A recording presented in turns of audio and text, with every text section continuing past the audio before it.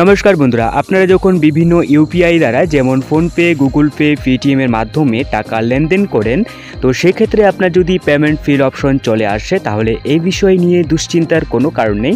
আপনারা এই সমস্যাকে সহজে সমাধান করতে পারবেন। তো এর মূল কারণ হচ্ছে আপনার যে কেওয়াইসি, আপনার ব্যাংকের যে কেওয়াইসি তা আপনাকে আপডেট করতে হবে। আর আপনি যদি ব্রাঞ্চে না গিয়ে বাড়িতে বসেই মোবাইলের মাধ্যমে কেওয়াইসি আপডেট করতে চান, তো সেক্ষেত্রে আপনাকে আপনার যে রেজিস্টার ইমেল আইডি থাকবে সেই ইমেল আইডির মাধ্যমেই কিন্তু আপনি কেওয়াইসি আপডেট করতে পারেন। তো তার জন্য একটি ভিডিও ডিসক্রিপশন অথবা আই বাটনে আপনি পেয়ে যাবেন, চাইলে সেখান থেকে এই ভিডিওটি আপনি দেখে নিতে পারেন।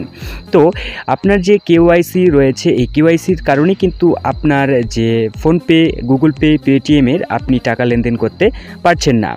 তো এক্সাম্পল হিসেবে আমি যে রয়েছে 10 টাকা পে করছি, এবার পে করার পর কিন্তু এখানে পেমেন্ট ফিল অপশন চলে এসেছে।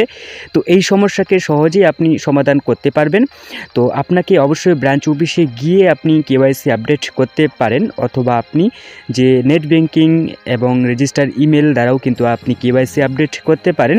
তো সেক্ষেত্রে আপনি ব্রাঞ্চ অফিসে গিয়ে আপনি কেওয়াইসি যে আপডেট রয়েছে সেটা যদি আপনি করেন, তো খুব শীঘ্রই কিন্তু আপনার কেওয়াইসি আপডেট হয়ে যাবে। ভিডিওটি ভালো লাগলে অবশ্যই আপনার মতামত জানাতে ভুলবেন না। দেখা হচ্ছে পরবর্তী নতুন কোনো একটা ভিডিওতে, ততক্ষণের জন্য বাই বাই।